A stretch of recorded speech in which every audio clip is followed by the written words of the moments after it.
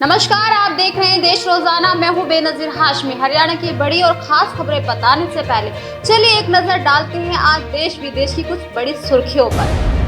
कर्नाटक के सीएम बसवराज बोम्मई के राजनीतिक सचिव रेणुकाचार्य के खिलाफ आचार संहिता उल्लंघन को लेकर हुई एफआईआर। बता दें कि 224 विधानसभा सीटों वाले चुनावी राज्य कर्नाटक में 10 मई को विधानसभा चुनाव होने हैं, जिसकी मतगणना प्रक्रिया 13 मई को की जाएगी। आम आदमी पार्टी के मनीष सिसोदिया ने तिहाड़ जेल से लिखी चिट्ठी, लिखा पीएम का कम पढ़ा लिखा होना देश के लिए है खतरनाक।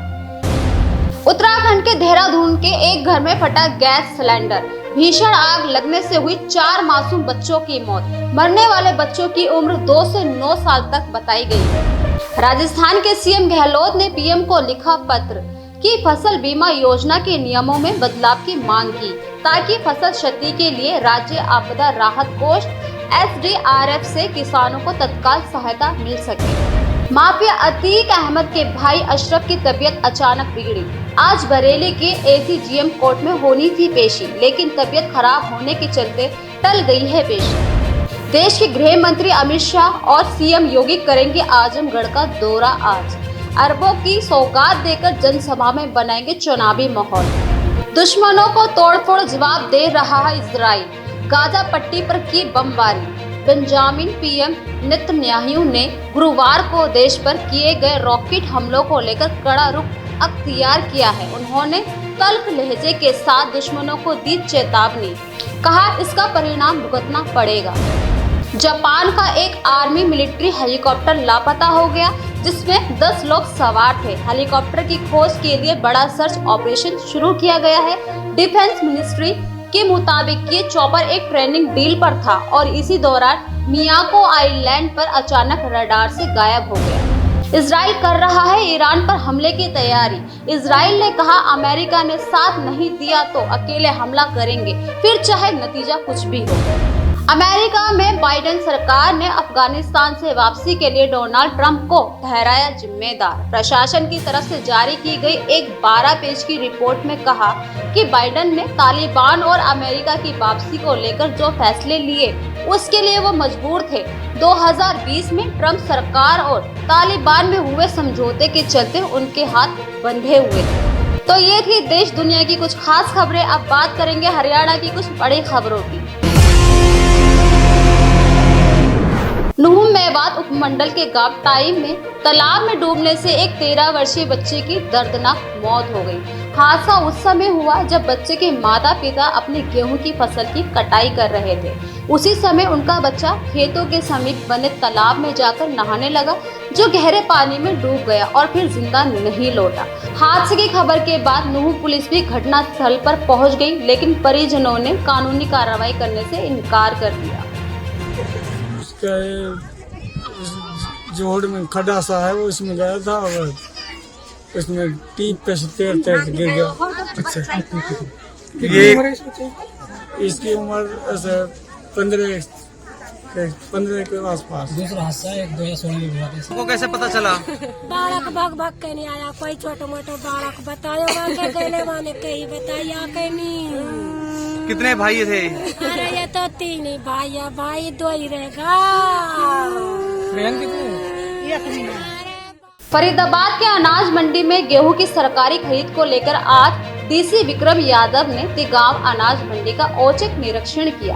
आपको बता दें कि इस दौरान उन्होंने तिगांव की तहसील में आ रही परेशानियों के समाधान को लेकर निर्देश भी दिए। डीसी विक्रम यादव ने तहसील में इंटरनेट की सुविधा के लिए BSNL को भी निर्देश दिए।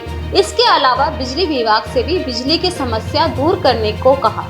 बारिश का नहीं दिखा रहा अभी जो फोरकास्ट भी है, तो धूप अगर रहती है तो जल्दी सूख जाएगा और मॉइस्चर लिमिट में आते ही वो शुरू करेंगे। किसान मंडी लेकर पहुंच रहे हैं गेहूं को, क्या अपील करेंगे उनसे कि वो पहले से सुखा कर लाएं या फिर यहाँ परेशान होते हैं 2-2 दिन पड़े रहते हैं? तो बिल्कुल ही, क्योंकि मॉइस्चर अगर लिमिट में नहीं आएगा तो फिर एजेंसीज की भी मजबूरी हो जाती है, क्योंकि वरना आगे जाके वो रिजेक्ट हो जाता है फिर। तो इसलिए पहले से ही सुखा लें या फिर यहाँ पे आड़तियों के पास में लाके वो सुखा ही रहे हैं। और इनको भी आड़तियों से भी कहा गया झरने वगैरह की व्यवस्था कर लें, बाकी चीजें जो पूरी करनी है वो कर लें। तो आशा है कि जल्दी ही खरीद शुरू हो जाएगी। सर, इसके अलावा तहसील का भी दौरा किया, वहाँ भी कुछ खामियां मिली, क्या कुछ आदेश अधिकारियों को दिए गए? वहाँ पे नेट का इशू रहता है तहसील में, तो GM BSNL और जो कंपनीज हैं नेट के लिए उनको कह दिया है कि इसमें कोई कमी रहे नहीं। हरियाणा के पानीपत में सिवा स्थित जिला जेल अब वसूली का अड्डा बनता जा रहा है। बता दें कि पानीपत के विभिन्न क्षेत्रों के कैदियों की जेल के भीतर एक गैंग बन गई है, जो कि यूपी, बिहार समेत अन्य दूसरे प्रवासी बंदियों के साथ वारदात कर रहे हैं। दरअसल जो बंदी उनके खातों में पैसे नहीं डलवाता, उनके साथ अंदर मारपीट की जा रही है। इसी बीच यूपी के 3 बंदियों पर हमला किया गया है। बता दें कि गिलास प्लेट काटकर बनाए गए हथियारों से सोए हुए हवालातियों पर हमला कर उन्हें घायल किया गया है।